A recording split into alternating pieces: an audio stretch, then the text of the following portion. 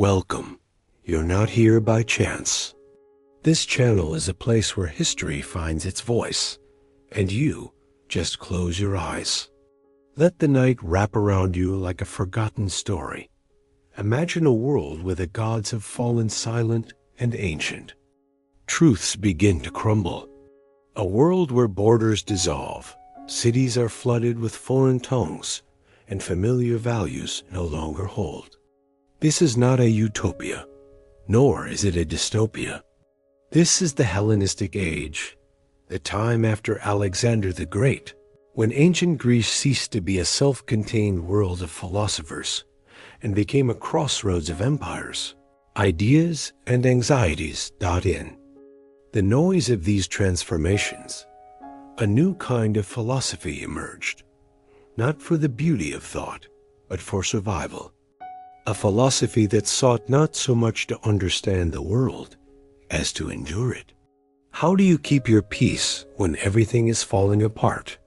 How do you stay sane in a world where every morning might bring a foreign army, a new religion, or sudden death? Tonight, we follow in the footsteps of those who sought answers to these very questions.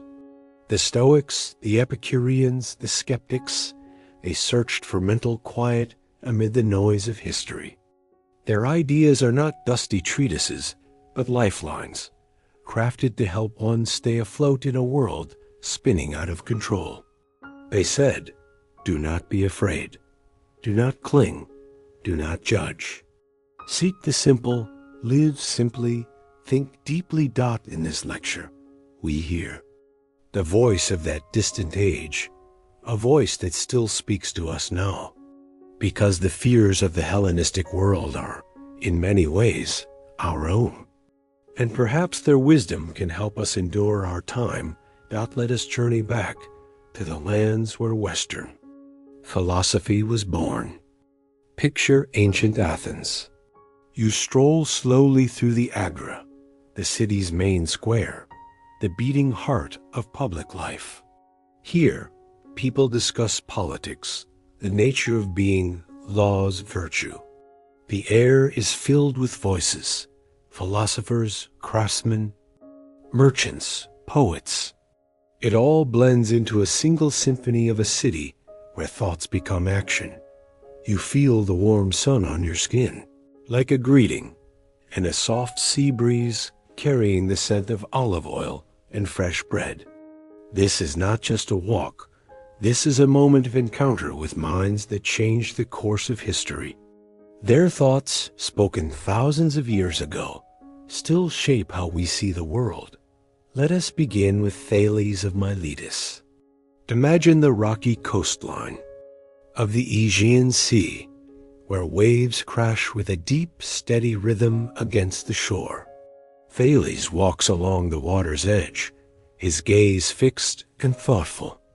He observes how water takes many forms, liquid, vapor, ice, yet remains the same in essence.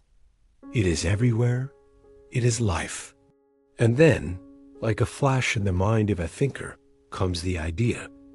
Everything came from water. It was a breakthrough. A world once explained through gods and myths was now opening itself to observation and reason. Water as the universal origin of all things. With this thought, Thales laid the foundation for a new way of thinking. Natural, rational, scientific. After him came Anaximenes, his student. Now imagine the shade of an olive tree where he sits surrounded by pupils, quietly sketching on a wax tablet. His face is thoughtful, his voice calm but sure. Unlike Thales, Anaximenes does not see the world's origin in any physical substance. Water, air, earth, all these, he says, are temporary. All things have a beginning and an end. All are subject to change.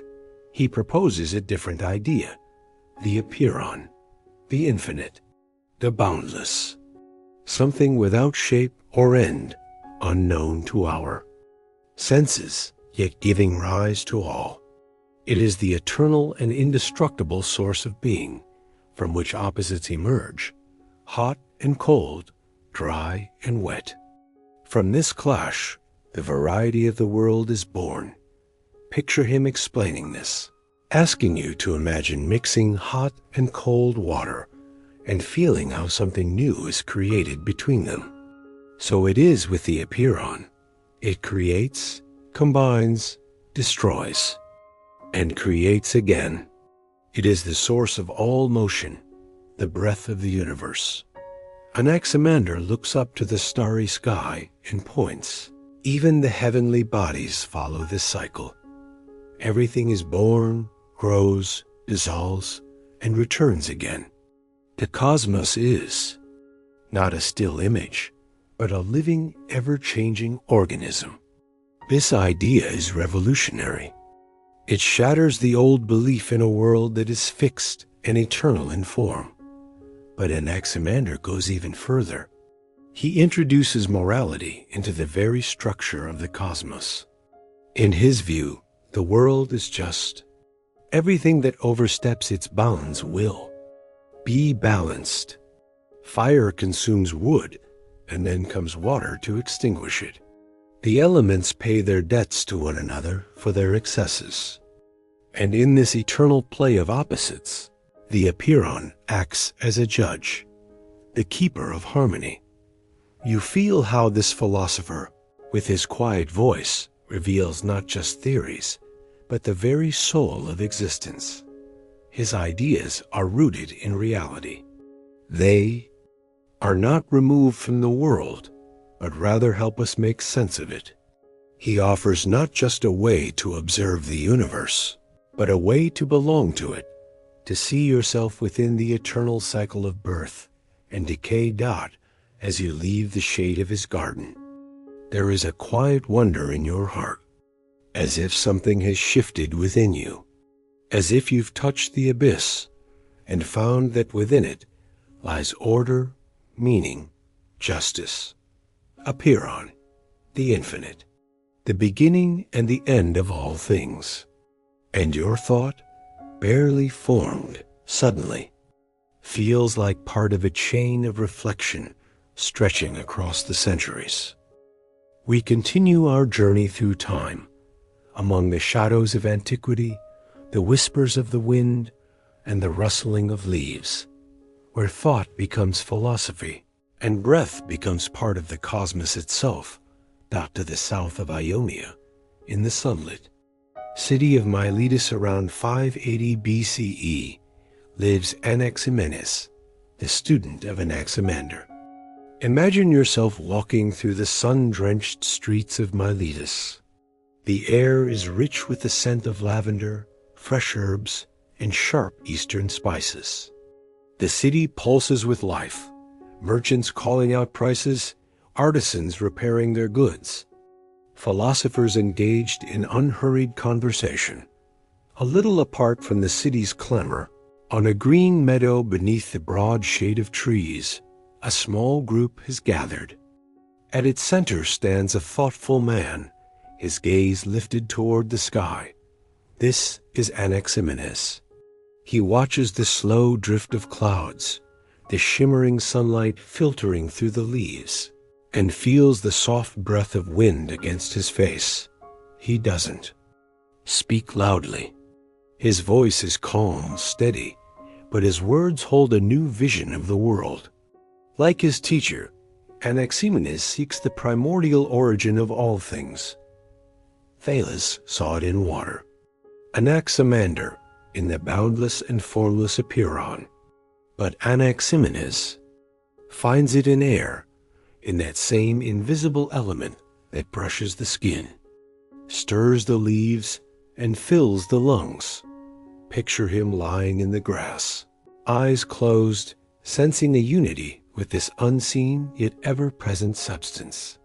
He observes how air can take on different forms, warm or cold, dry or damp. It moves, it changes, it transforms.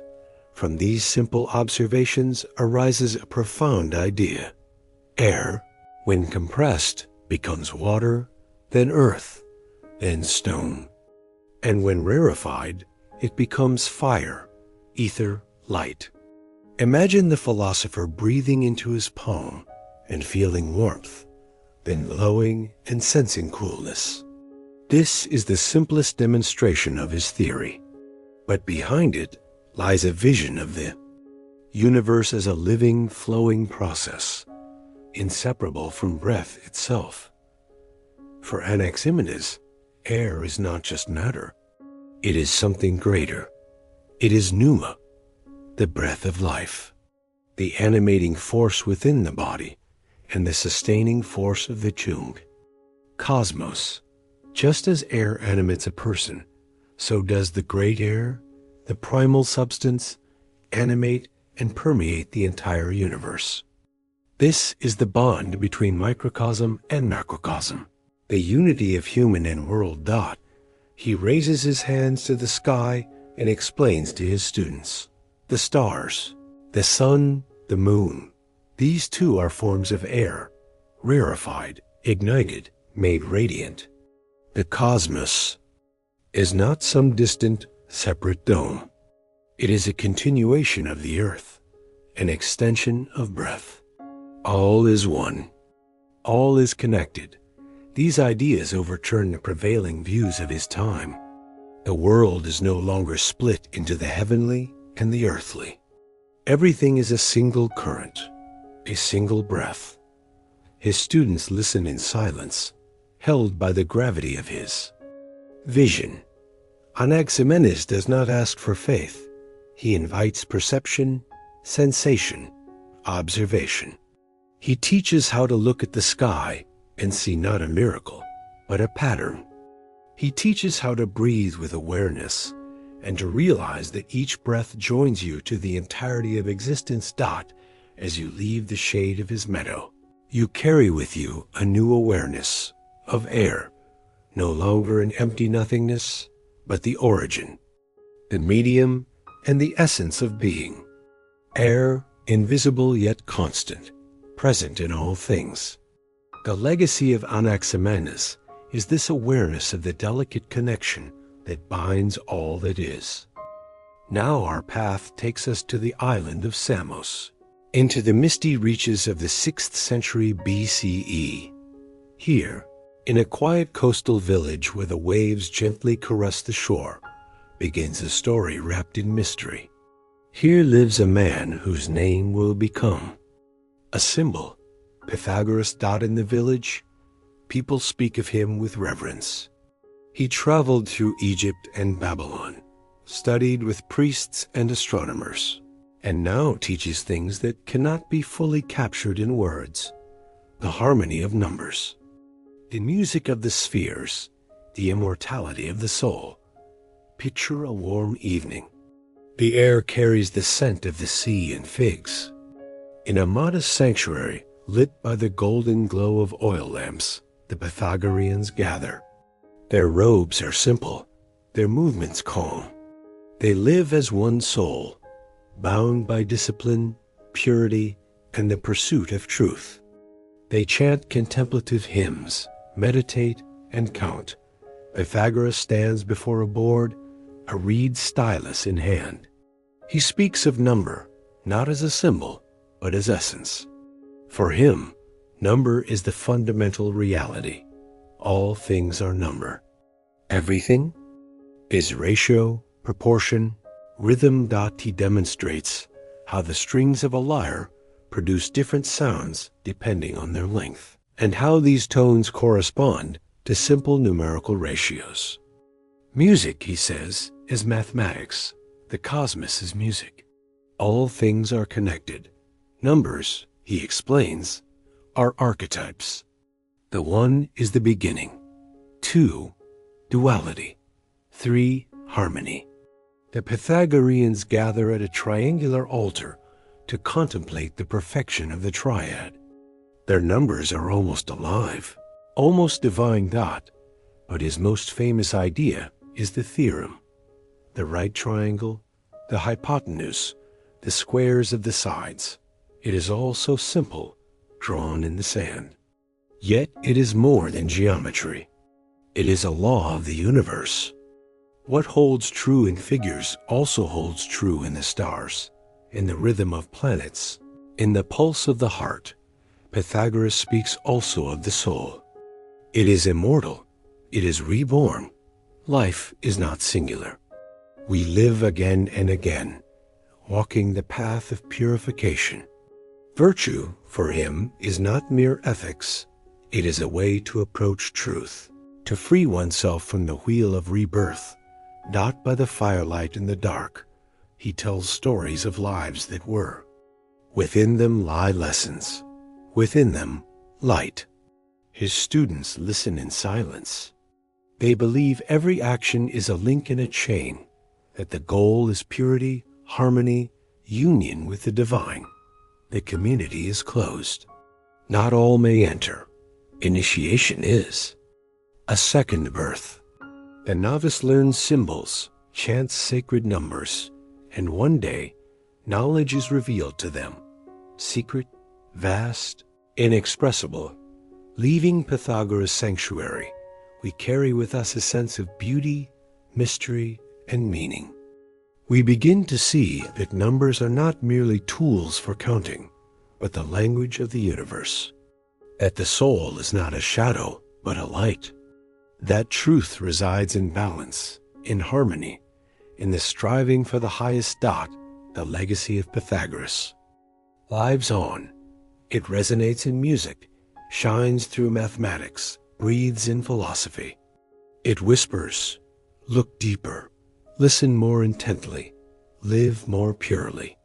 Through the knowledge of the cosmos, to the knowledge of the self. Through number, to infinity. Through harmony, to the light dot. Our journey through ancient Greek philosophy brings us now to a bustling, majestic city, Ephesus, in the early 5th century BCE.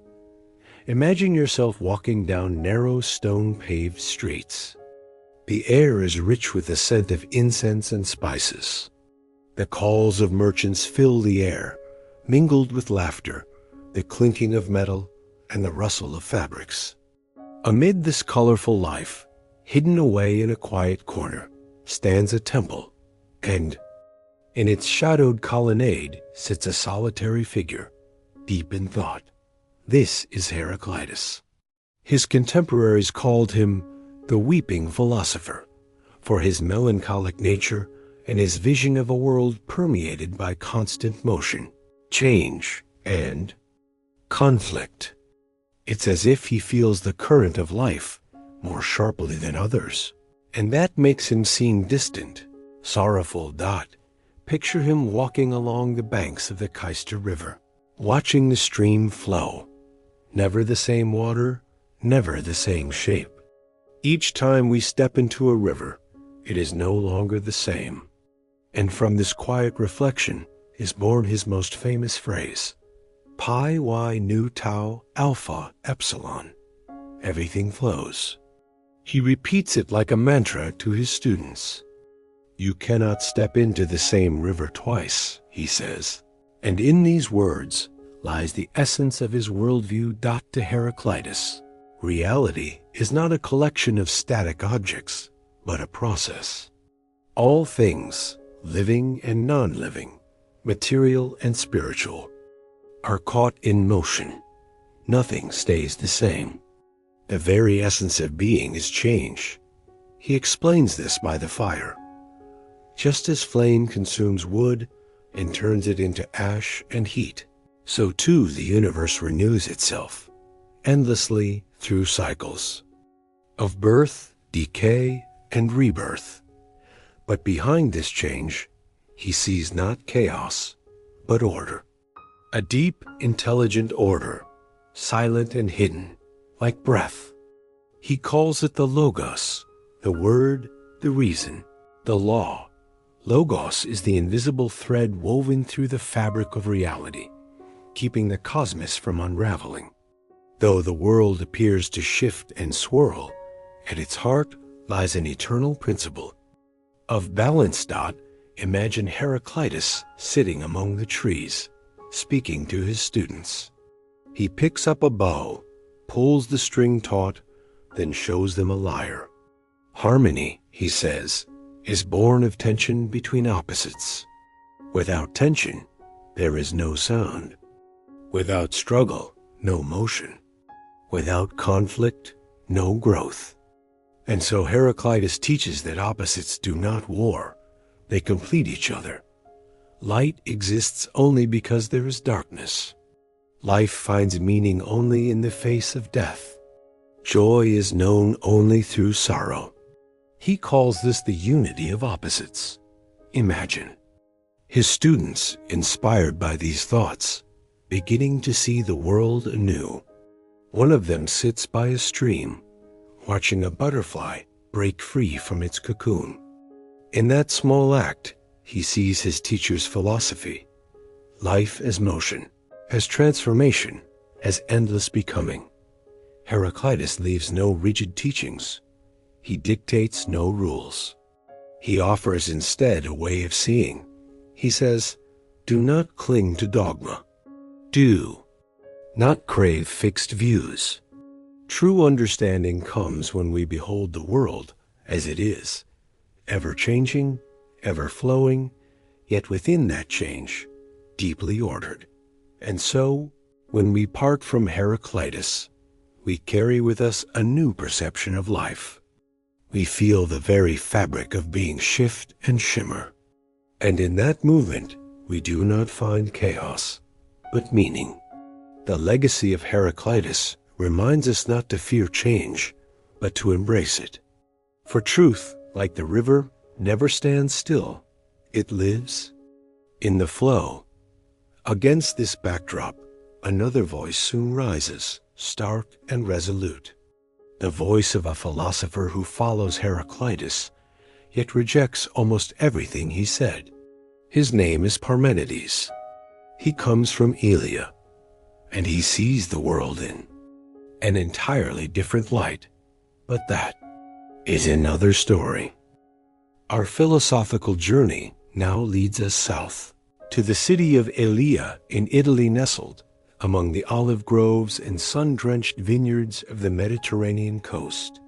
Here, around 500 BCE, we encounter a figure utterly unlike Heraclitus. He is solemn, composed, and unshaken like a stone resting in the middle of a rushing river. This is Parmenides. Imagine Elea, a small seaside town bathed in sunlight, where waves gently lap the shore and courtyards bloom with climbing flowers. In the shade of ancient colonnades, the philosopher gathers his students. He speaks softly, yet every phrase strikes like a challenge to common sense, to perception, to everything we think we know about the world. Parmenides teaches that all we know is illusion. He declares that change is impossible, and that true reality is something whole, motionless, and eternal. He begins with a bold yet simple premise. Our senses deceive us. The changing of seasons, birth and death, the flow of water, the bustle of people, all of it, he claims, is a mirage. True knowledge does not come through eyes or ears, but through the mind. Only reason can grasp the real essence of things. Picture him drawing a perfect circle in the sand. This, he says, is being whole, indivisible, eternal. It neither comes into being nor passes away. It simply is. For Parmenides, being is not a thing, but the fundamental essence of all things. It is one, undivided, without beginning or end. Its opposite, non-being, cannot exist. For if something does not exist, it cannot be thought, cannot arise, cannot affect what is. He asks his students a question that sends a chill through them. Can something come from nothing? And he answers himself, no, nothing can produce something. Therefore, change is impossible, for change would require a passage from non-being to being, from what is not to what is. And that, he says, cannot be. Imagine him walking through the noisy market of Elea, students at his side. People are bargaining, laughing, shouting. The scenes shift, the voices rise and fall. But Parmenides gestures to all this and says, "What you see is not real. It is a surface illusion. True reality is one and unchanging." He likens truth to a calm, windless sky beyond time, beyond birth or death. In his teachings, he draws a line between two paths, the way of truth, aletheia, and the way of opinion, doxa. The first is narrow and difficult, accessible only through reason. The second is easy but deceptive, ruled by senses and illusions. In his poem, one of the greatest philosophical works of antiquity, Parmenides describes a mystical journey. Picture him seated by a column, reciting the verses to his students. He speaks of a goddess who opens the gates of truth to him, leading him away from the opinions of the masses toward a vision of pure, unchanging being. His words captivate his followers. One of them, inspired, lingers by the sea. He watches the waves, but no longer sees them as movement. Instead, he searches beyond them for what is constant, for what remains. He tries to see beyond the visible.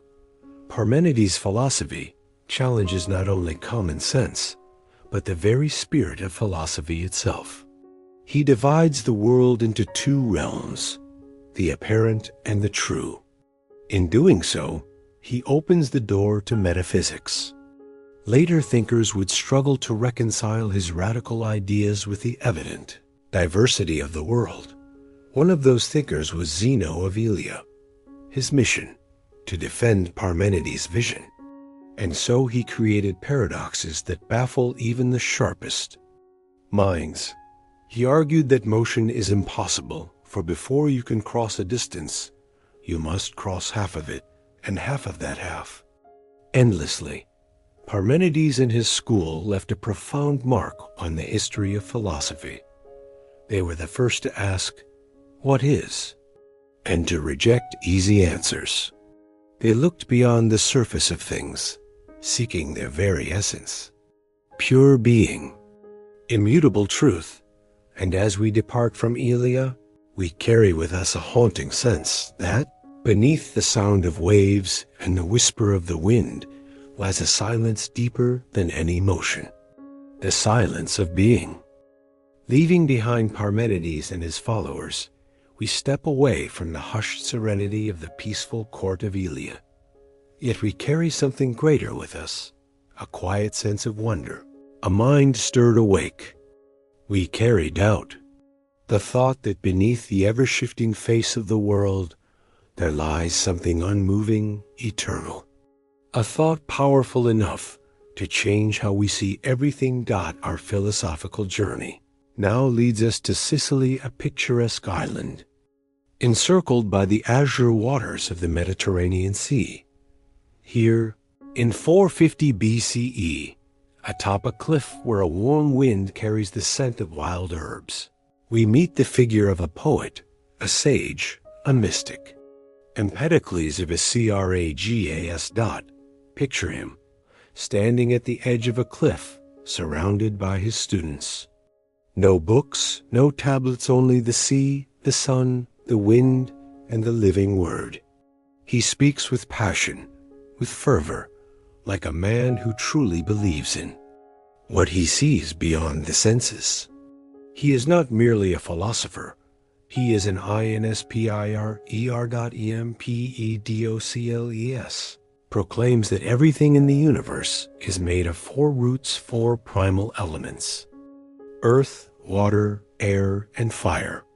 These elements, he says, are the foundation of all things, both in nature and in man. Not spirit, not atoms, not ether, but these, like colors on a painter's palette, from which the full variety of existence arises. He lifts a handful of soil, presses it in his palm. Earth, the symbol of solidity and endurance. And he gestures toward the sea below water, flowing, changeable, alive. The wind in his hair air, light, mobile, restless. And the blazing sun above fire, dynamic, transforming, divine.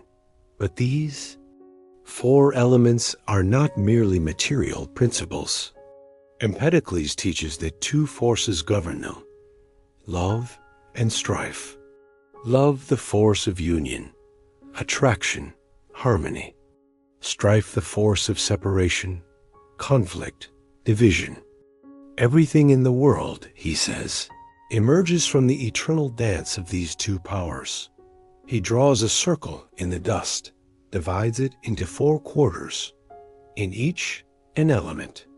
With his hands, he demonstrates how love brings them together, forming shape, body, harmony, and how strife tears them apart, causing decay, disorder, and dissolution. According to Empedocles, the world is neither stillness nor chaos. It is the ceaseless cycle of interaction, order born of conflict. He says that even man is a fusion of the 4 elements. Our bodies, our souls, our sensations, all are woven from their interplay. Health is their balance, illness their misalignment. And to be in harmony with oneself, one must strive for internal balance. Diet, breath, movement, thought, everything must be attuned to nature. Empedocles is not only a theorist, he is a mystic. He believes that by understanding the nature of the elements, one can achieve something greater. He performs rituals in sacred groves, chants incantations, calls upon the powers of fire and air. He claims to heal the sick, summon rain, commune with gods. His followers see him as a prophet, almost a god himself. His teachings are set down in a poem on nature. In it, he not only expounds his cosmology, but does so in an exalted, almost religious tone. His verses are not just science, they are revelation. He speaks of the birth of the world, of destruction, of the eternal cycle in which love and strife replace each other like day and night. Like breath in and out, God, imagine him reciting lines from his poem to disciples seated on marble. Steps beneath the stars, his voice rising like flame, falling like the earth's breath. He speaks of mountains born from the love of the elements, of rivers that flow in the wake of strife, of man who is himself a part of nature's great cycle. But even on this path of thought, there is space for tragedy. The life of Empedocles ends in legend, beautiful, terrifying, almost theatrical. It is said that, desiring to prove his immortality, he climbed to the summit of Mount Etna. There, on the edge of the burning crater, he declared, "I am no mortal. I am a god," and stepped into the flame. When the fire subsided, only his bronze sandals were found, flung out by the lava, a silent symbol of vanity, or perhaps a final message. Was it madness, or an attempt to merge with the fire he so revered? His death, dramatic as an Aeschylean tragedy, renders his figure even more mysterious. He vanished, becoming a legend, becoming part of his own philosophy, disappearing into the element he saw as the source of life. And as we leave the sunlit shores of Sicily, where the wind still whispers among the olives and cypresses, we carry with us not just a philosophical system, but a profound, almost sacred sense of kinship with nature. Empedocles reminds us that man is not a stranger to this world, but a participant in the grand dance of the elements, a dance that echoes both the music of the heavens and the breath of the earth. And now, the next stop awaits. Ahead lies the philosopher, who will gather the four elements into a new unity. His name is Anaxagoras. But before we meet him one more breath, the path that carries us forward leads from the volcanoes of Sicily to another shore too, where Ionia meets the Aegean Sea. There, under the gentle sun of Asia Minor, a man was born who would later become both outsider and prophet in the heart of Athens. His name was Anaxagoras. He brings us to Athens around 450 BCE, but this is no mere city. It is a living being, made of marble and thought. Here, the spirit of freedom thrives. The voices of poets, politicians, and scholars echo through the air. Here, philosophy ceases to be the retreat of hermits and becomes the very breath of the city. Amid the agora and the hum of conversation, beneath the shade of plane trees, a stranger appears calm, thoughtful, with eyes turned not only to the sky, but inward. Anaxagoras. He quickly draws attention. His words are not fiery, like Empedocles. He speaks simply, clearly, as if painting a complete picture of the world that no one had seen before. He declares, everything in the universe is made of countless, invisibly small particles. He calls them seeds, spermata, or in another term, homeomeres. These are the foundations of all things. There is no single element from which all is born. There is instead an infinite diversity of minute essences, each retaining its nature, but when mingled with others, forming everything from stones to human beings. He paints this infinite mosaic with words. In a piece of wood, there are particles of flesh, blood, water, bone, but in proportions that still leave it wood. Everything contains everything, but differs by what predominates. But this is not what makes Anaxagoras great. His true breakthrough lies in Nous mind, reason. The organizing principle of being. Nous is not matter. It is not an element, nor a particle, nor flesh. It is reason as force. It stands outside nature, and yet dwells within it like breath in a body. It does not merely direct, it sets movement into motion. It brings order to the chaos of infinite seeds. It forms from the many the one. It is the cause that prevents the world from collapsing into dust. Imagine Anaxagoras likening Nous to the hands of a potter shaping a vessel from formless clay. Without the hands only a lump, with the motion of mind form, structure, beauty.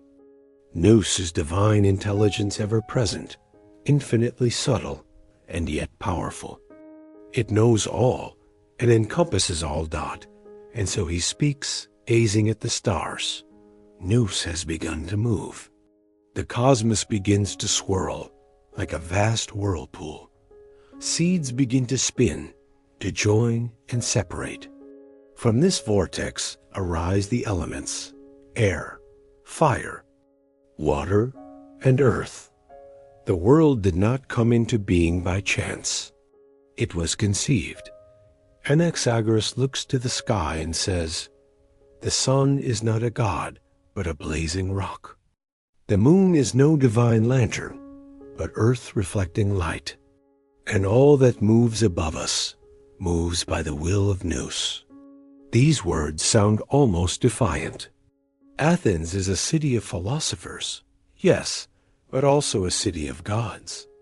And many who hear him do. So with unease, yet Anaxagoras does not reject meaning. He merely redirects it. He speaks of a universe whose order is not dictated by the whims of Olympus, but by intellect. A cosmos where reason is the source of all motion and meaning. He goes further. He declares, the human mind is a part of Nous. That which in us thinks, feels, discerns, is a reflection of the cosmic intellect within us. And in that idea lies a noble kind of freedom. Humanity can understand nature because it is made of the same substance and carries within it a fragment of the very reason that commands the stars to shine. Imagine the evening agora. People gather in a circle. At the center, Anaxagoras. He does not speak loudly, yet all listen with tense attention. He explains that observation, reflection, and science are not merely crafts, but a path to communion with the divine principle. Not mysticism, but a profound understanding of the fabric of being. He asserts, what is visible is not all there is. Truth lies hidden in causality, in reason, and that which connects and governs all things. But such ideas also stir fear. When he says that the sun is merely a burning stone and the moon a cold, dusty body, some Athenians hear blasphemy. For he threatens not only myth, but the very order of the world. Some are inspired, others afraid. He is not alone. He is protected by Heraclitus, the great statesman, friend, and student. Thanks to him, Anaxagoras is able to continue his work. His ideas will become a foundation for later thinkers. Socrates listens to him. Plato quotes him. Aristotle analyzes him. He was the first to give the cosmos a reason and to make thought a part of the structure of the universe. And as we leave the noisy streets of Athens behind, we carry not only images of seeds and vortices, but also a quiet feeling that perhaps the very act of reflection is a touch upon something higher. That reason is not merely a tool, but a mirror of the secret motion of the cosmos itself. Continuing our nocturnal journey through the landscapes of ancient Greek thought, we now arrive in the bustling, colorful city of Abdera, birthplace of one of the most unusual and far-sighted philosophers of antiquity. This is Democritus, born around 460 BC, a man of sharp mind, insatiable curiosity, and joyful spirit. He would enter history as the laughing philosopher. His cheerful nature was balanced by deep philosophical seriousness, for he sought knowledge not for argument, but for happiness. Imagine walking the dusty streets of Abdera. Coming toward you is a man with blazing eyes, passionately conversing with a group of listeners. This is Democritus. He tells them that everything in the world consists of the smallest indivisible particles, atoms. These atoms, eternal and unchanging, move through the void, colliding, joining, separating, creating all the variety of the universe. You hear him use vivid, simple analogies. Imagine a kaleidoscope with the same pieces with a twist form endless patterns. So too, atoms, combining in different ways, form everything: stars, water, fire, air, even our thoughts and feelings. Contrary to prevailing myths and gods, Democritus describes a world that is strictly material and rational. His cosmos is not subject to the whims of Olympians. It is governed by the order born of the chaotic dance of atoms. He even explains taste and sensation. Smooth, round atoms, sweetness. Sharp, jagged ones, bitterness. Astonishingly, even the soul in Democritus' teaching is not something supernatural, but a gathering of the finest, most agile atoms. When a person dies, the atoms of the soul scatter and return to the universe. No hell, no heaven, no fear, only the eternal cycle of matter. That is why he insists we must live virtuously and joyfully, not out of fear of punishment, but for the sake of inner harmony. He teaches that the highest aim is happiness, but not fleeting pleasure or loud delight, rather a state of inner peace, fulfillment, and balance. Such happiness, eudaimonia, is achieved through moderation, reason, and deep understanding of the nature of things. Picture him speaking to his students, not sternly, but with warmth and good humor, asserting that the true philosopher is not a gloomy recluse, but one who laughs because he understands the world and has learned to embrace it. Though in his lifetime, Democritus' ideas were not widely accepted, they diverged too far from tradition. They would later form the foundation of modern science. His atomism would inspire Newton, Hobbes, Lemaitre, and even contemporary physicists. He left behind not just a hypothesis, but a worldview, where reason and matter converge into a clear and luminous vision of reality. And now, as we conclude our journey through the age of the Presocratics, we look back. From Thales, who sought the primary substance of the world, to Democritus, who envisioned an atomic cosmos. We heard Anaxagoras speak of reason shaping order. Heraclitus saw movement in every moment. Pythagoras listened to the music of the spheres. These thinkers did not merely pose questions. They strove to build a coherent vision of existence. They were the first to boldly look beyond the veil of the obvious, the first to seek logic, structure, and meaning in the world around them. They had no ready answers, but believed that through reason, observation, and inquiry, one could draw near to truth. And now, evening in Athens. The streets are lit by the soft glow of torches. The air is filled with dust, resin, and cool. Night breeze. Voices murmur in the distance. And amidst this life, among merchants, children, artisans, we see a figure who seems to step beyond the everyday noise. It is Socrates. He is no poet, no scribe, no sage in an academy. He merely asks questions. Socrates was born around 470 BCE. His father was a stonemason, his mother a midwife.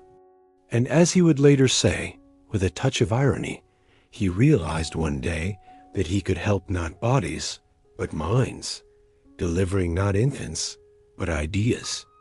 He became a philosopher without books, without a school, without wealth. He did not teach. He provoked thought. Picture him in the agora, approaching a wealthy politician and, with polite persistence, asking, "What is justice? What is virtue? Are you sure you understand what you're talking about?" At first, the man smiles. Then he begins to falter. Socrates does not assert, he asks. But in those questions lies a sting, like that of a gadfly. He awakens the complacent. From their slumber, he believed the goal of life was not wealth, nor fame, but the examination of oneself. The unexamined life is not worth living, he said. Socrates held that the path to truth lies through doubt, through the admission of one's own ignorance. And it was for this, for his doubt, that he was put on trial. In 399 BCE, Socrates was accused of impiety and corrupting the youth. At his trial, he did not retreat. He calmly explained that he was fulfilling the will of the gods, for he awakened in people the desire for truth and goodness. He could have escaped. His friends pleaded with him to flee, but he remained true to his convictions. Imagine the final scene. A prison cell. Evening. His disciples sit in silence, holding back tears. Socrates holds a cup of hemlock, poison. He drinks it calmly, continuing to speak of the soul's immortality. He departs as he lived in reflection, without fear, without anger. The death of Socrates was a turning point. From that moment, philosophy would never be the same. He left no books, but he left a fire that would ignite the minds of Plato, Aristotle, and all who have ever asked, "What is truth?"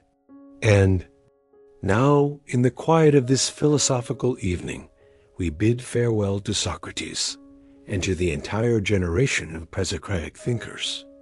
They were the first guiding lights on the path from myth to reason, from dogma to inquiry, from fear to freedom.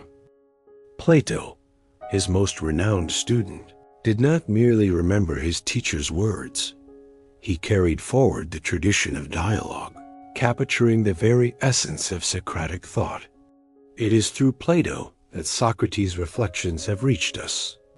His manner of reasoning, of questioning, of seeking the truth. And Plato's own student, Aristotle, went even further. Not only did he develop these ideas, but he laid the enduring foundation of all Western philosophy. When we reflect on the life and death of Socrates, it feels as though we are brushing against a figure who turned meaning itself into a craft.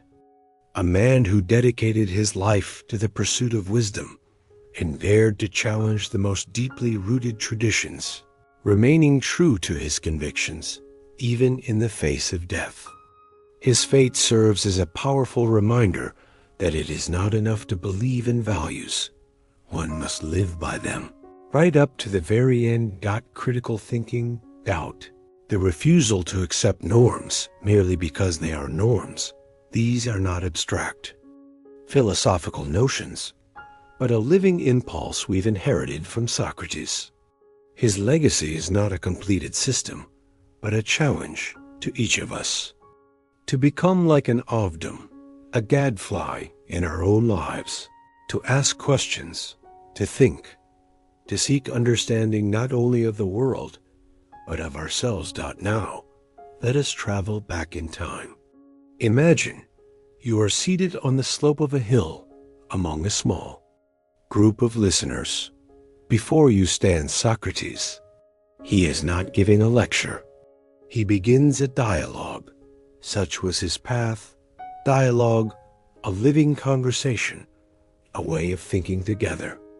This method, later known as the Socratic method, was not simply a teaching technique. It was an art of truth-seeking. Socrates believed that all genuine wisdom begins with wonder.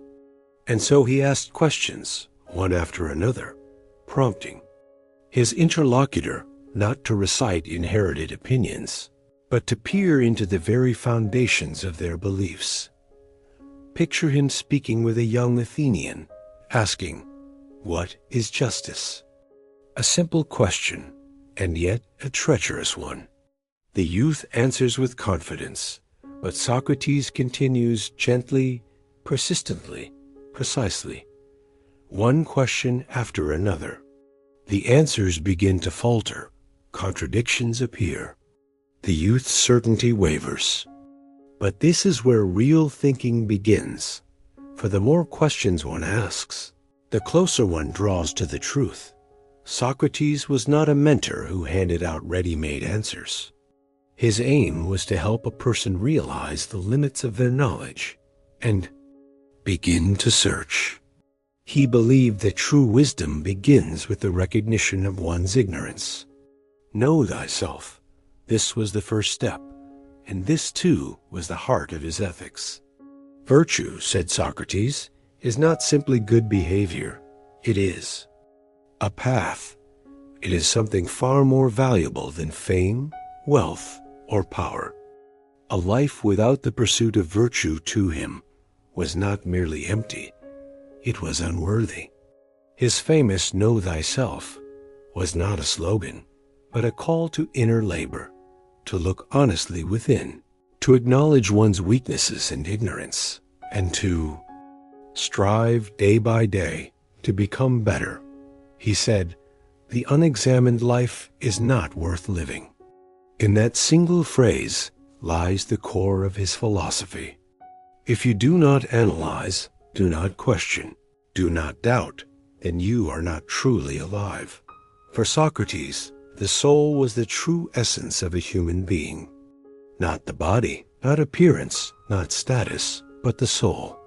He believed in its immortality, and he considered care for the soul more important than any outward task. The soul's condition, he thought, depended on a life lived in virtue.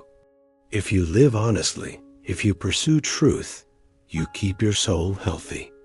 If you don't, you damage. It taught in the Apology, one of Plato's most famous dialogues. Socrates likens his task to that of a midwife. He helps others give birth to the truth, but does not impose it. He merely accompanies, guides, nudges. And he believed that this mission was entrusted to him by the gods themselves. He saw it as his sacred duty to awaken in the Athenians. A concern for their souls taught to Socrates. Knowledge and virtue were inseparable. If a person truly understands what is good, they cannot act wrongly. This is the heart of Socratic intellectualism. He declared that no one does evil knowingly. All wrongdoing stems from ignorance. If someone acts unjustly, it means they have not truly grasped what justice is. Thus, the path to virtue lies through knowledge, through education, through dialogue, through questioning. He believed that every person has the capacity for moral growth, that anyone can become better, if only they are willing to think. And the philosopher's role is not to possess truth, but to serve as a guide, a helper, a fellow traveler on that path. Socrates is remembered for his paradoxes. One of the most famous, "I know that I know nothing." But this was not a cry of despair. It was humility, openness, a readiness to learn. He believed that admitting one's ignorance was not defeat, but the beginning of the journey toward truth. Another paradox. No one does evil willingly. Socrates held that evil is always the result of misunderstanding. If a person truly understood the harm they caused, they would not do it. Therefore, he said, the most important task is education. If you wish to change the world, teach, help. Others understand, guide them toward truth. Socrates never said, "I am right." He did not argue for the sake of argument. He conversed to help others see their own confusion. Even with the sophists, those confident in their own wisdom, he spoke gently but persistently, revealing how often their words lacked true meaning. He did not humiliate, but uncovered the emptiness in their reasoning, and in doing so, awakened minds. The influence of Socrates is immeasurable. Through Plato and his dialogues, he became more than a philosopher. He became an eternal interlocutor. We read those dialogues as if we were sitting beside him.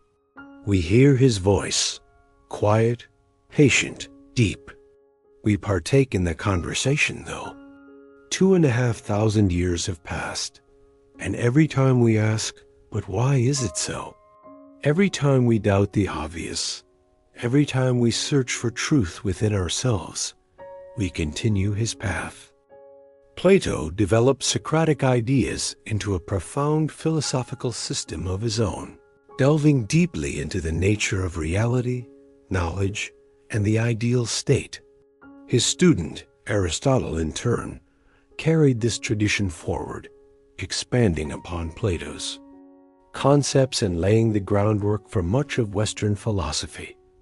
Through the works of these great thinkers, Socrates' legacy lives on in countless generations of philosophers and scholars.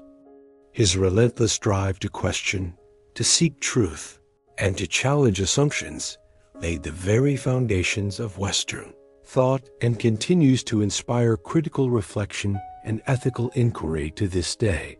Socrates' commitment to virtue, his belief in the importance of self-knowledge, and his acknowledgement of the limits of human understanding remain as relevant now as they were in ancient Athens. As we conclude our journey through the philosophy of Socrates, we are reminded of the power of continual inquiry and the profound value of examining one's own life. The life and teachings of Socrates challenge each of us to pursue wisdom, to embrace humility, and to seek a deeper understanding of ourselves and the world around us. His enduring legacy stands as a beacon for all who long to live a conscious and meaningful life. Now imagine ancient Athens, bustling, vibrant streets, alive with merchants, craftsmen, and philosophers engaged in passionate debate. Among them stands a figure whose blend of intellectual rigor and visionary thought would shape centuries of human inquiry. Plato, a student of Socrates and the teacher of Aristotle, Plato left an indelible mark on the development of Western philosophy. Around 427 BC, into an aristocratic Athenian family, his given name was Aristocles, though he later became known as Plato, a nickname that likely referred to his broad shoulders. He grew up during the tumultuous years of the Peloponnesian War, a period marked by political instability and social upheaval that left a lasting impression on the young thinker. Plato's early life was steeped in a rich cultural environment. Like many boys of his class, he was educated in poetry, music, and gymnastics. But it was his encounter with Socrates that ignited his intellectual awakening. Under Socrates' guidance, Plato developed a deep passion for philosophy, especially questions of ethics, politics, and the nature of knowledge. Socrates' method, asking probing questions in a tireless search for truth, had a profound impact on Plato. The execution of Socrates in 399 BCE was a devastating blow. Plato was shaken to his core. This traumatic event left a permanent mark on him and would later inspire some of his most enduring philosophical ideas. The injustice of the trial and death of his teacher deepened his suspicion of democratic governance, a sentiment that would find powerful expression in his political philosophy. Around 387 BCE, Plato returned to Athens and founded the Academy, one of the first institutions of higher learning in the Western world. Located in a grove sacred to the hero Academus, the Academy became a center for philosophical investigation and education, attracting students from across the Greek world. There, Plato taught philosophy, mathematics, and astronomy, using a method of dialogue reminiscent of Socratic conversation. He encouraged students to engage in lively and rigorous debates, exploring ideas in search of truth and understanding. One of Plato's greatest contributions to philosophy is his theory of forms. According to this doctrine, the material world that we perceive through our senses is merely a shadow or reflection of a higher, unchanging reality. This higher reality consists of abstract entities called forms or ideas, which are perfect, eternal, and exist beyond time and space. Take, for example, the form of a circle. Any circle we draw in the physical world will inevitably be imperfect. But the form of the circle itself is flawless, an ideal essence that exists independently of the material realm. The same applies to justice, beauty, and virtue. Each has its own perfect form, which represents its true nature. Plato argued that true knowledge does not come from sensory experience, but from intellectual insight into these forms. He illustrates this idea brilliantly in his famous allegory of the cave, found in the Republic. In it, prisoners are chained inside a dark cave, able to see only the shadows of objects cast on the wall before them. Mistaking these shadows for reality, they live in ignorance. Only by escaping the cave and stepping into the sunlight can one perceive the true world, the realm of forms, and grasp the realities behind the illusions. In the Republic, Plato also outlines his vision of an ideal state governed by philosopher kings. He believed that only those who have a profound understanding of the forms and a love of wisdom are truly capable of ruling justly. These philosopher kings, guided by knowledge and virtue, would create a harmonious society. Plato's ideal state is composed of three classes: the rulers, philosophers, the warriors, and the producers, farmers, artisans, and merchants. Each class has its own role and its own virtues. Wisdom guides the rulers, courage defines the warriors, and temperance shapes the producers. Plato maintained that philosopher kings do not seek power for its own sake. They prefer a life of contemplation, but are compelled to rule out of a sense of duty and devotion to the common good. The allegory of the cave remains one of Plato's most powerful metaphors. In it, the prisoners see only shadows cast by objects behind them and believe these shadows to be reality. One prisoner escapes, endures a difficult journey, and emerges into the sunlight. There he sees the true source of the shadows, the sun, symbolizing the highest form of knowledge. When he returns to the cave to free the others, he is met with confusion and hostility. In this, Plato emphasizes the difficulty of bringing philosophical enlightenment to a society unprepared or unwilling to receive it. The allegory remains a symbol of the journey from ignorance to knowledge, from illusion to awakening. Plato's philosophical ideas are preserved in his dialogues, written works in which Socrates engages in conversations on a variety of subjects. Among the most well-known are the Republic, an exploration of justice and the ideal society; the Symposium, discussions on love; Meno, on the nature of virtue; and Phaedo, detailing Socrates' final hours and the immortality of the soul.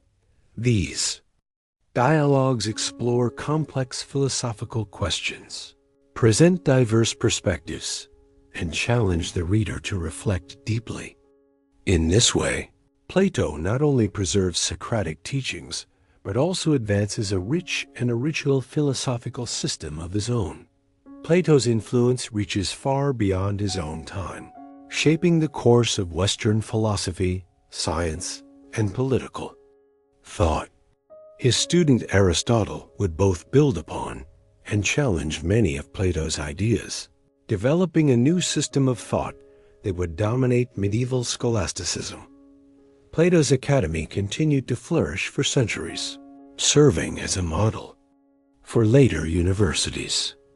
During the Renaissance, his works experienced a revival, inspiring thinkers in their quest for truth and understanding.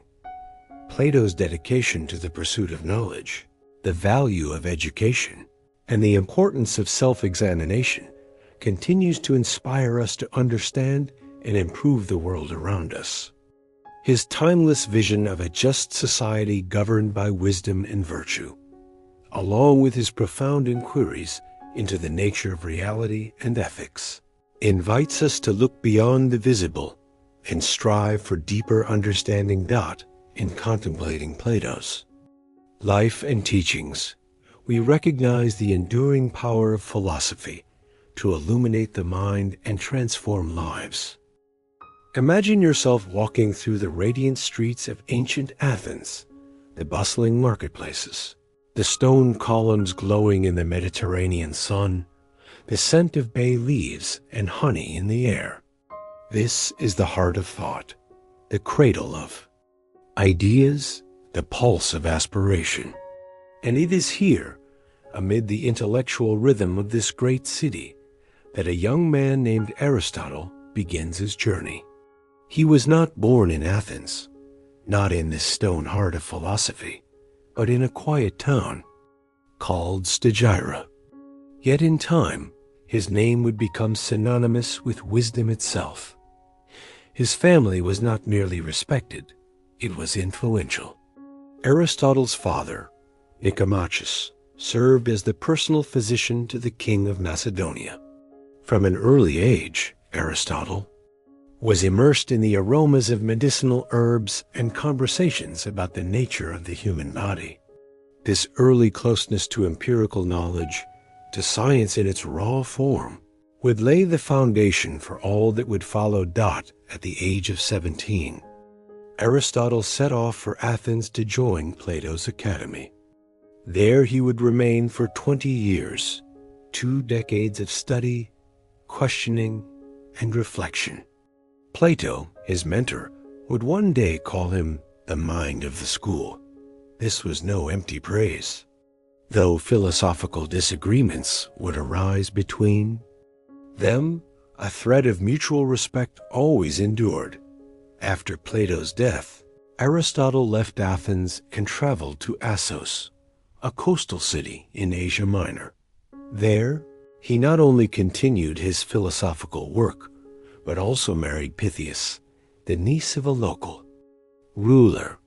He became deeply rooted in that world, intellectually, politically, personally. Eventually, his path led him to the court of Philip of Macedon. Amid military plans and palace intrigues, Aristotle was entrusted with a task that would shape history: to educate the young Alexander, the future Alexander the Great. Their bond would be strong. Alexander was not just a pupil. He respected his teacher, followed his counsel, and carried the shadow of Aristotelian thought with him, even onto the battlefield. In 335 BCE, Aristotle returned to Athens and founded his own school, the Lyceum. Unlike Plato's academy, which emphasized abstract ideas, the Lyceum grounded itself in observation, in experience, in empirical knowledge. Aristotle's students, known as the Peripatetics, would walk the covered colonnades of the Lyceum, discussing philosophy as they moved. Walking and thinking became not just a method, but a way of life. Aristotle was a systematizer. He observed, collected, and classified. He sought not merely to speculate, but to understand nature, humanity, the universe. In doing so, he helped lay the groundwork for what we now call the scientific method. But he did not stop there. He wrote on metaphysics, politics, logic, and life. His approach was to take the ideas of his predecessors, even Plato's, and subject them to rigorous analysis, not to argue for argument's sake, but to seek the truth. His treatises were not just philosophical texts. They were maps guiding readers through the mysteries of being. One of his central contributions was the concept of substance. Take a tree. It may lose leaves, grow, change, yet it remains a tree. Aristotle proposed that the tree is a substance, something that exists independently. Substance, he said, is composed of matter and form. Matter, like wood, is the material. Form is the organization, the structure that shapes it. Only together do they produce something real. And then there was the great puzzle of motion. Why does everything move? Why do leaves fall, rivers flow, people age? Aristotle arrived at the notion of the unmoved mover, something that itself does not move, but sets all things in motion. Like the first domino in a long cascade, it begins the chain without itself being moved. This unmoved mover, in Aristotle's view, is perfect. It cannot change, for it is already complete. It exists outside of time, outside of space, beyond alteration. He believed all things in the universe strive toward it, as if drawn by a cosmic magnet. This was the ultimate goal, the first principle, pure contemplation, divine thought. Not a god in the religious sense, but pure actuality, the form of thought itself. But Aristotle was not concerned only with the cosmos. He also turned his mind to humanity. In the Nicomachean Ethics, he asked, "What does it mean to live well? What does it mean to be happy?" He introduced the concept of eudaimonia, often translated as happiness. It is not a fleeting feeling, but a state of being, a life in which a person fully realizes their potential. To achieve eudaimonia, Aristotle believed one must cultivate virtues. They are like skills, like learning to play an instrument. To become virtuous, one must practice, make deliberate choices, act with reason. He also proposed the idea of the golden mean. Courage, for example, is not recklessness, nor is it cowardice. It lies between the two. In everything, said Aristotle, there is a center, a balanced point. Finding it is the key. Not too much, not too little, but just enough. From this emerges the life worthy of a human being, conscious, balanced, and meaningful. And it is toward such a life, Aristotle believed, that we must all strive. And if individuals seek such a life, then the state should help them achieve it. In his Politics, Aristotle extended the ideas of ethics into the structure of society. The state, he argued, does not exist merely to preserve order. Its purpose is to enable the virtuous life of its citizens. He examined various forms of government. Monarchy, where one rules. Aristocracy, where the best rule. Democracy, where the many rule. Each had strengths and weaknesses. Aristotle proposed combining them, taking the power of monarchy, the wisdom of aristocracy, and the fairness of democracy to build a balanced system, a government that truly helps people live well. He saw in this the true purpose of politics. Not power for its own sake, but the creation of a world where all can strive toward eudaimonia. Aristotle believed that a mixed constitution, blending monarchy, aristocracy, and democracy, provided the most stable and just society. Such a state, in his view, best serves its ultimate purpose, to help its citizens flourish and live virtuously together. His approach to politics was not abstract theorizing. It was rooted in careful observation of actual governments, how they succeeded, how they fell. His idea of balance among the few, the many, and the one deeply influenced the course of political philosophy that followed. Aristotle is often called the father of formal logic. His collected works on reasoning, known as the Organon, became the foundation for deductive argumentation. Simple but precise tools, such as the syllogism, transformed the way people constructed arguments. A syllogism: all men are mortal. Socrates is a man. Therefore, Socrates is mortal. This may seem obvious, but this form of reasoning allowed for structured, reliable thinking. These principles shaped thought for centuries, from classical education to modern law, mathematics, and programming. Aristotle's logical system gave science a framework. His aim was not to win debates, but to build arguments where every conclusion rests on a firm foundation. He taught that truth is what survives the scrutiny of reason and evidence, not what merely sounds persuasive in the heat of emotion. This way of thinking became the cornerstone of European science. Aristotle's principles of reasoning remain at the heart of modern analytical disciplines. He did not merely speculate about the world. He gave us the tools to understand it more clearly. In biology, Aristotle moved beyond theoretical musings. He observed. He dissected animals, recorded their development, studied their structures and behavior. He sought patterns. He categorized them into genera and species, distinguished between animals with blood and those without, anticipating for the first. Time, the division between vertebrates and invertebrates. Though his classifications have since been revised, his method, empirical, observant, meticulous, was revolutionary. He asked, why do animals have the organs they do? How do these features help them survive in their environments? Through all this, Aristotle laid the groundwork for a tradition of inquiry that stretches to our own time. His legacy is not only in the ideas he proposed, but in the disciplined, curious, truth-seeking mind he modeled for generations to come.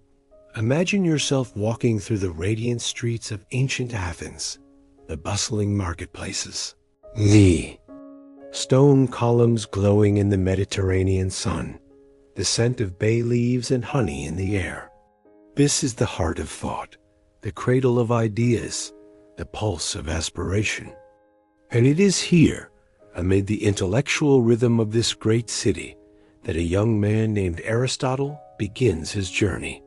He was not born in Athens, not in this stone heart of philosophy, but in a quiet town called Stagira. Yet in time, his name would become synonymous with wisdom itself. His family was not merely respected, it was influential. Aristotle's father, Nicomachus, served as the personal physician to the king of Macedonia. From an early age, Aristotle was immersed in the aromas of medicinal herbs and conversations about the nature of the human body. This early closeness to empirical knowledge, to science in its raw form, would lay the foundation for all that would. Followed out at the age of 17, Aristotle set off for Athens to join Plato's academy.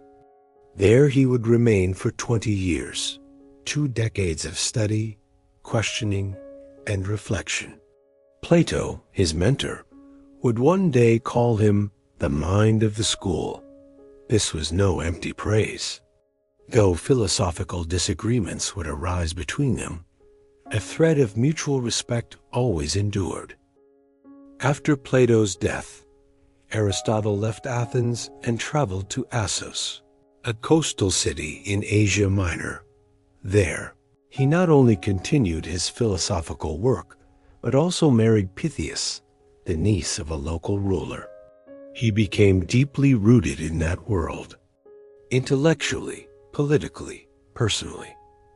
Eventually, his path led him to the court of Philip of Macedon. Amid military plans and palace intrigues, Aristotle was entrusted with a task that would shape history, to educate the young Alexander. The future Alexander the Great. Their bond would be strong. Alexander was not just a pupil. He respected his teacher, followed his counsel, and carried the shadow of Aristotelian thought with him, even onto the battlefield. In 335 BCE, Aristotle returned to Athens and founded his own school, the Lyceum. Unlike Plato's academy, which emphasized abstract ideas, the Lyceum grounded itself in observation, in experience, in empirical knowledge. Aristotle's students, known as the Peripatetics, would walk the covered colonnades of the Lyceum, discussing philosophy as they moved. Walking and thinking became not just a method, but a way of life. Aristotle was a systematizer. He observed, collected, and classified. He sought not merely to speculate, but to understand nature, humanity, the universe. In doing so, he helped lay the groundwork for what we now call the scientific method. But he did not stop there. He wrote on metaphysics, politics, logic, and life. His approach was to take the ideas of his predecessors, even Plato's, and subject them to rigorous analysis, not to argue for argument's sake, but to seek the truth. His treatises were not just philosophical texts. They were maps guiding readers through the mysteries of being. One of his central contributions was the concept of substance. Take a tree. It may lose leaves, grow, change, yet it remains a tree. Aristotle proposed that the tree is a substance, something that exists independently. Substance, he said, is composed of matter and form. Matter, like wood, is the material. Form is the organization, the structure that shapes it. Only together do they produce something real. And then there was the great puzzle of motion. Why does everything move? Why do leaves fall, rivers flow, people age? Aristotle arrived at the notion of the unmoved mover, something that itself does not move, but sets all things in motion. Like the first domino in a long cascade, it begins the chain without itself being moved. This unmoved mover, in Aristotle's view, is perfect. It cannot change, for it is already complete. It exists. Outside of time, outside of space, beyond alteration. He believed all things in the universe strive toward it, as if drawn by a cosmic magnet. This was the ultimate goal, the first principle, pure contemplation, divine thought. Not a god in the religious sense, but pure actuality, the form of thought itself. But Aristotle was not concerned only with the cosmos. He also turned his mind to humanity. In the Nicomachean Ethics, he asked, "What does it mean to live well? What does it mean to be happy?" He introduced the concept of eudaimonia, often translated as happiness. It is not a fleeting feeling, but a state of being, a life in which a person fully realizes their potential. To achieve eudaimonia, Aristotle believed one must cultivate virtues. They are like skills, like learning to play an instrument. To become virtuous, one must practice, make deliberate choices, act with reason. He also proposed the idea of the golden mean. Courage, for example, is not recklessness, nor is it cowardice. It lies between the two. In everything, said Aristotle, there is a center, a balanced point. Finding it is the key. Not too much, not too little, but just enough. From this emerges the life worthy of a human being, conscious, balanced, and meaningful. And it is toward such a life, Aristotle believed, that we must all strive. And if individuals seek such a life, then the state should help them achieve it. In his Politics, Aristotle extended the ideas of ethics into the structure of society. The state, he argued, does not exist merely to preserve order. Its purpose is to enable the virtuous life of its citizens. He examined various forms of government. Monarchy, where one rules. Aristocracy, where the best rule. Democracy, where the many rule. Each had strengths and weaknesses. Aristotle proposed combining them, taking the power of monarchy, the wisdom of aristocracy, and the fairness of democracy to build a balanced system, a government that truly helps people live well. He saw in this the true purpose of politics, not power for its own sake, but the creation of a world where all can strive toward eudaimonia. Aristotle believed that a mixed constitution, blending monarchy, aristocracy, and democracy, provided the most stable and just society. Such a state, in his view, best serves its ultimate purpose, to help its citizens flourish and live virtuously together. His approach to politics was not abstract theorizing. It was rooted in careful observation of actual governments, how they succeeded, how they fell. His idea of balance among the few, the many, and the one deeply influenced the course of political philosophy that followed. Aristotle is often called the father of formal logic. His collected works on reasoning, known as the Organon, became the foundation for deductive argumentation. Simple but precise tools, such as the syllogism, transformed the way people constructed arguments. A syllogism: all men are mortal. Socrates is a man. Therefore, Socrates is mortal. This may seem obvious, but this form of reasoning allowed for structured, reliable thinking. These principles shaped thought for centuries, from classical education to modern law, mathematics, and programming. Aristotle's logical system gave science a framework.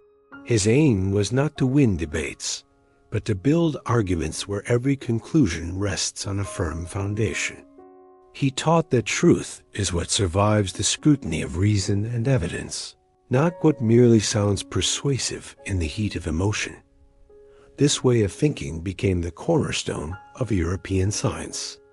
Aristotle's principles of reasoning remain at the heart of modern analytical disciplines. He did not merely speculate about the world. He gave us the tools to understand it more clearly. In biology, Aristotle moved beyond theoretical musings, he observed.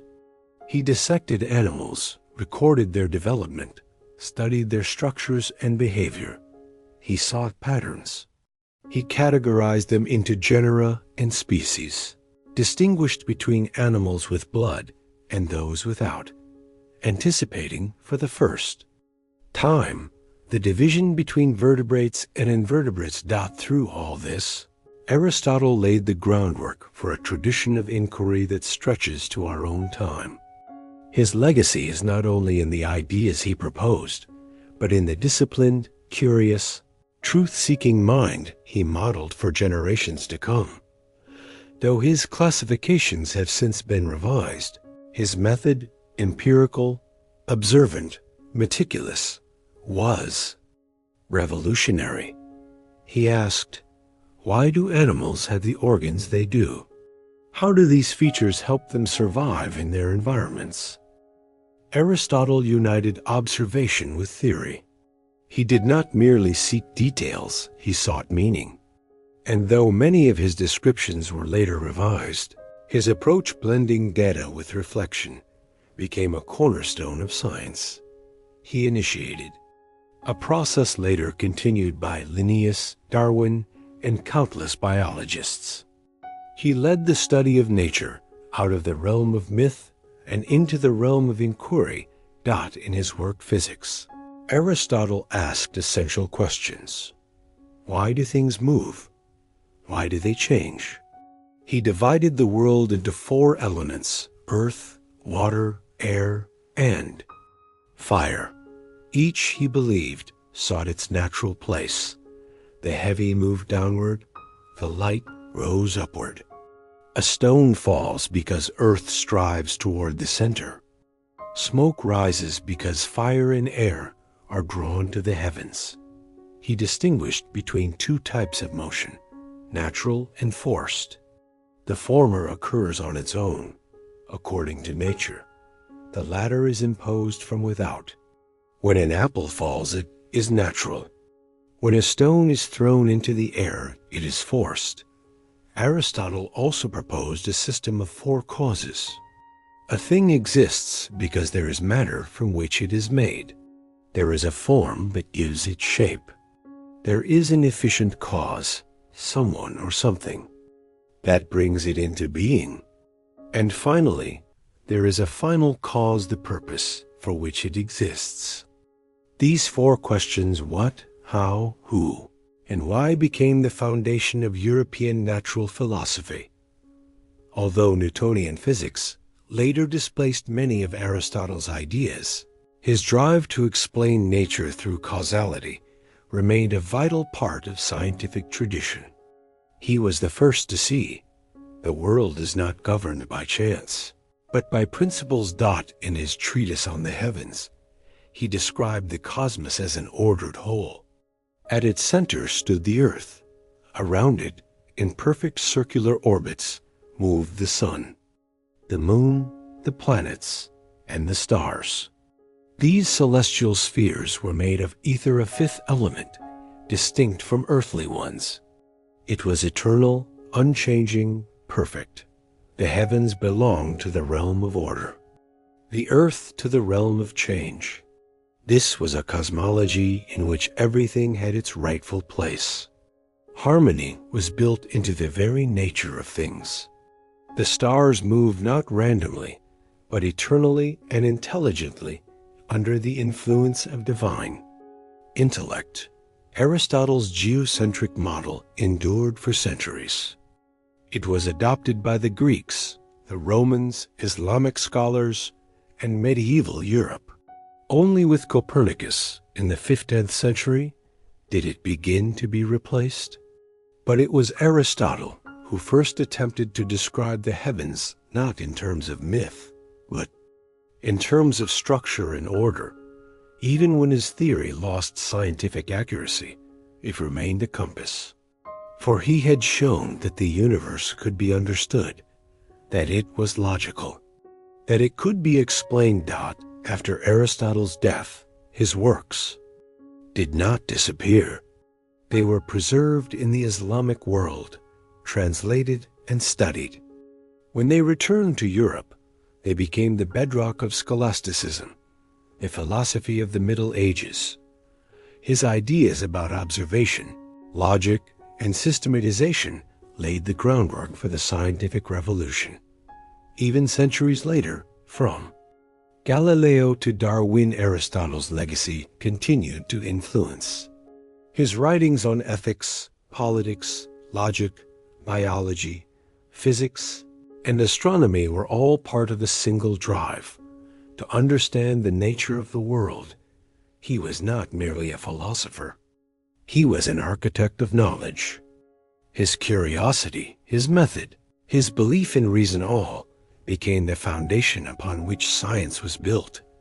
Aristotle shaped the way we think, learn, and explore the mysteries of life.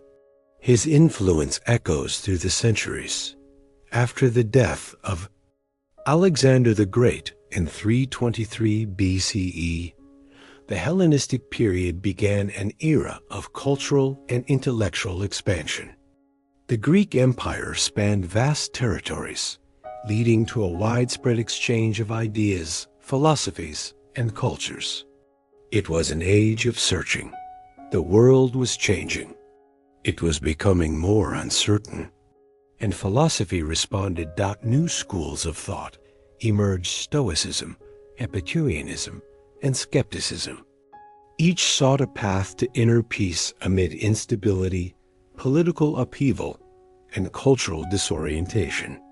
People were searching for answers, not in gods or rituals, but in reason, in the heart, in personal experience. Stoicism, founded by Zeno of Citium in Athens around 300 BCE, taught that one should live in harmony with nature, to accept what cannot be changed, and to cultivate the virtues wisdom, courage, justice, and moderation.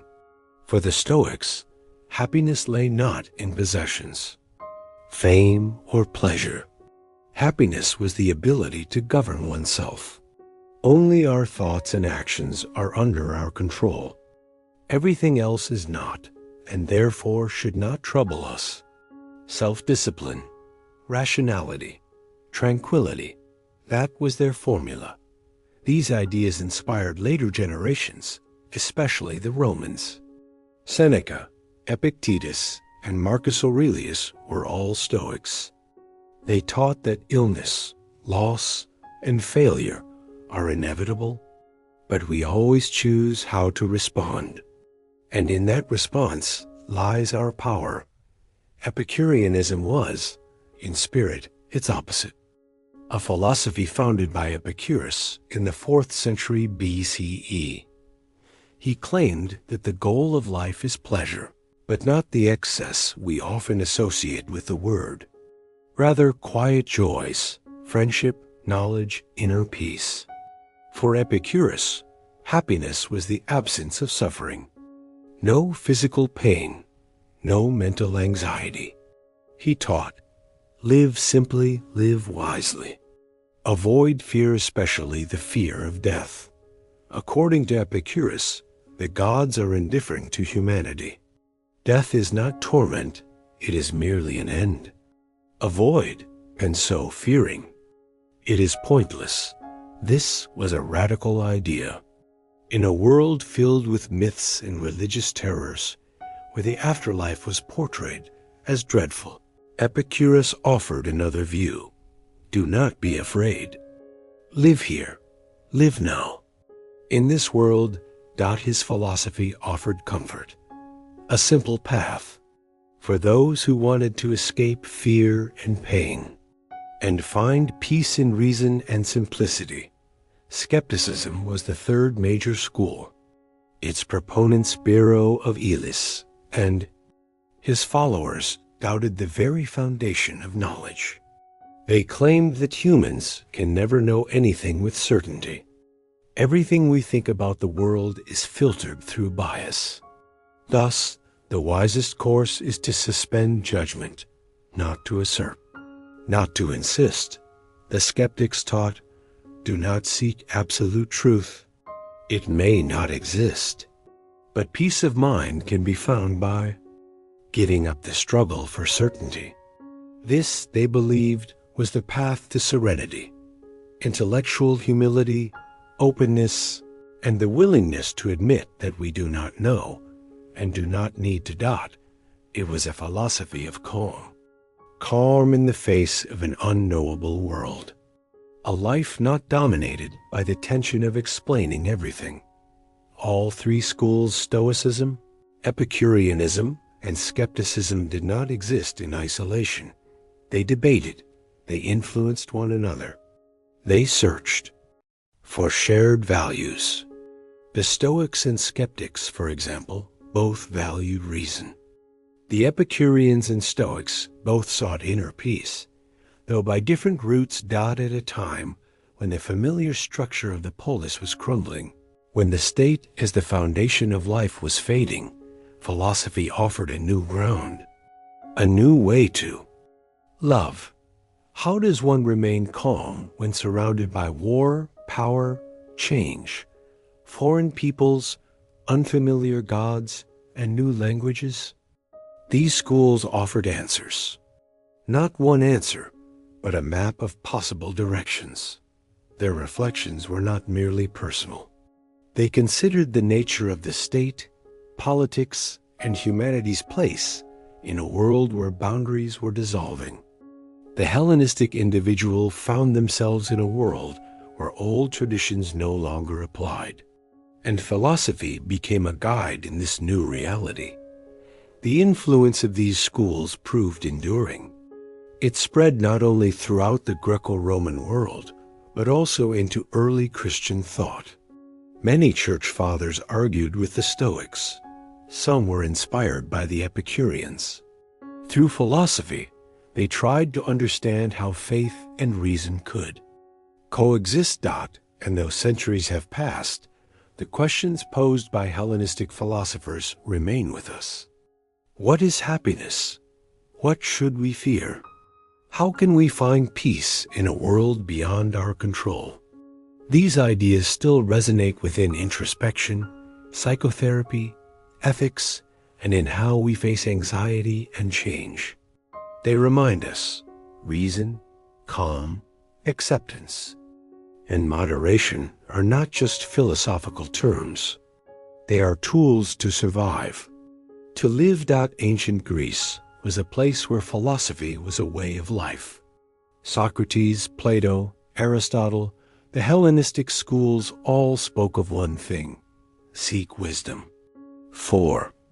It is the path to freedom.